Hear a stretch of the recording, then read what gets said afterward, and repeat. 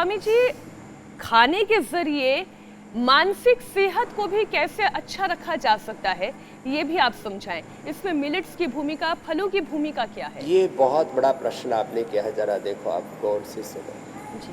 जो लोग खून खराबा करते हैं, निर्दोष प्राणियों का खून बहाते हैं, खून खाते हैं, खून पीते हैं, दूसरे जीवों का कत्ल करके अपने देह को शमशान कब्रिस्तान बनाते हैं, कितनी क्रूरता है इसमें, कितनी क्रुएल्टी है। ऐसे जीव दया के नाम पर पूरी दुनिया में आंदोलन चल रहे हैं, मनुष्य और दूसरे जीवों के अधिकारों के लिए आंदोलन चल रहे हैं। लेकिन जो लोग जीव दया की बात करते हैं, वो भी कितने निर्दोष जीवों का खून करके, कत्ल करके उनको खाते हैं।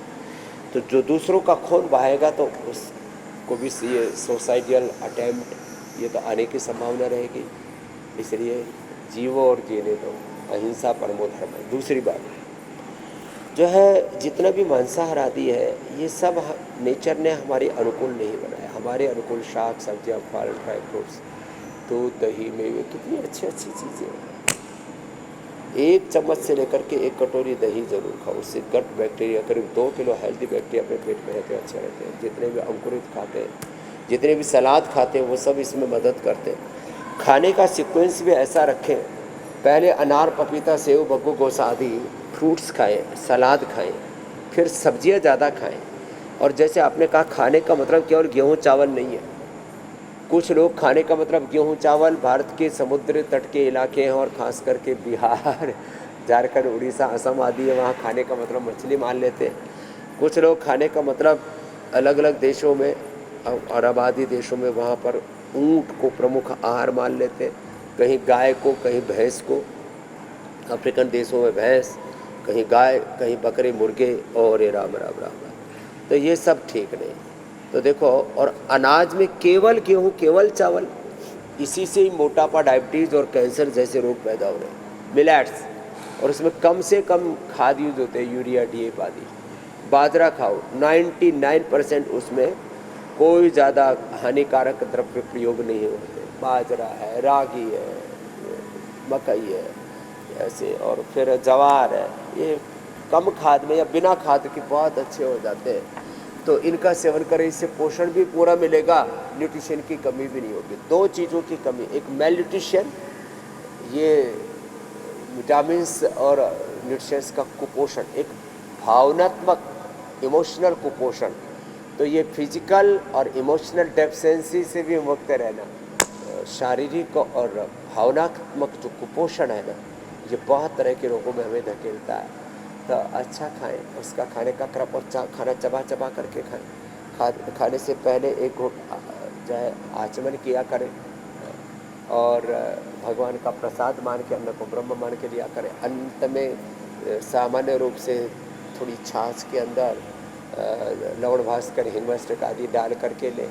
नहीं तो खाने के बाद तेज गर्म पानी में थोड़ा सा नींबू से नमक, या थोड़ा उसमें द्राक्षास या एप्पल का, चुकंदर का विनेगर हमने दे रखा है जामुन का शुगर वालों के लिए, उसको डाल करके लिया करें। ये छोटी छोटी बातें खाने के बाद में वज्रासन में बैठा करें।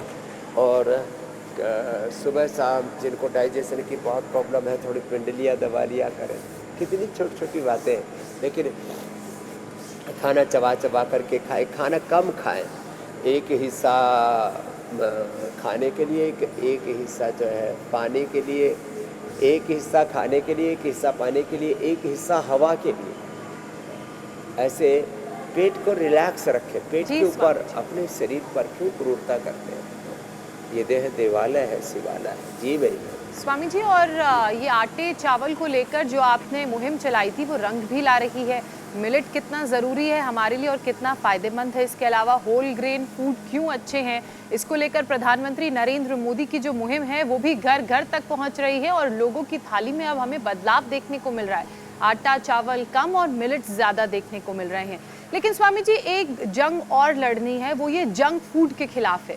क्योंकि एक ऐसे भी साइकोलॉजी काम करती है कि कई बार जब एनर्जी बहुत लो हो जाती है, बॉडी क्रैश होने लगती है तो लोग जंक फूड का सहारा लेते हैं, जिसमें स्वीट ड्रिंक्स भी शामिल हैं, डेजर्ट्स भी शामिल हैं, इसके अलावा ऑयली खाना भी शामिल है। और ये जब लोग खाते हैं तो उन्हें तुरंत एकदम से एनर्जी बूस्ट मिलता है, लेकिन इस बात से वो अनजान है कि एकदम से फिर एनर्जी क्रैश भी हो जाती है और बाद में थकान, चिड़चिड़ापन उनका बढ़ने लगता है। अब योग प्रैक्टिस से इस एनर्जी क्रैश को कैसे रोका जा सकता है, और एनर्जी क्रैश से पहले जो लोगों के अंदर एनर्जी क्रैश से बचने के लिए अपने जेब में ना मुनक्का और अंजीर, खजूर एक छोटे से पैकेट में रख लिया करें। आजकल वो ऐसे छोटा डब्बा भी मिल जाता है, या वो ऐसे प्लास्टिक वाले चिप लगी हुई ना, उसमें ऐसे डाल लिया करें थोड़े से मुनक्का, खजूर, अंजीर, ड्राई फ्रूट्स आदि। तो ये मुनक्का, खजूर, अंजीर, और सब जगह केला तो मिल जाता है ना। केला इंस्टेंट एनर्जी देने वाला बेस्ट है, और एनर्जी ड्रिंक के नाम पर तो बहुत बखेड़ा है मेरी बहन, उससे तो बचने की ज़रूरत है। और देखो, आज तक हमको तो ऐसा एक बार भी नहीं हुआ। और फिर जिनको ज़्यादा एनर्जी चाहिए ना, तो 50-100 ग्राम के एक पैकेट के अंदर जो है बालप्रास या च्यवनप्राश भर के रखा करें। और जिनको ये कभी एक बार भी लो एनर्जी फील ही ना करे, तो सुबह सुबह ही इम्यूनोग्रिट गोल्ड ले लिया करें, न्यूट्रेला डेली एक्टिव, या 1 चम्मच गाय का घी सुबह सुबह ही खा लिया करें, जो मैं कई बार बताता हूँ। फिर भी मुनक्का, खजूर, अंजीर, और जैसे मैंने कहा केला, और जितने भी फ्रूट्स हैं, ये इंस्टेंट एनर्जी देते हैं। और ये फिर इसमें निरंतरता बनी रहती है, कंसिस्टेंसी बनी रहती है, ये बहुत ज़रूरी है। नहीं तो थोड़ी देर एनर्जी आई हुई, फिर वही लो फील करने लगते हैं। इस बखेड़े से बचना है तो ये नैसर्गिक उपाय ज़्यादा बेहतर है बनिस्बत कि आप कुछ भी जंक फूड कचरा खा रहे हैं, कोल्ड ड्रिंक पी रहे हैं। और एनर्जी ड्रिंक के नाम पर तो आजकल उसमें बड़े नशीली चीज़ें भी मिला देते हैं, एकदम से आदमी को ऐसा जो है मूड अपसा कर देते हैं, पता नहीं क्या बोले, एक किक सी लगती है दिमाग में, ऐसी चीज़ें। ये सब झमेला है, इस झमेले से बचना पड़ेगा, बड़ा घोटाला है।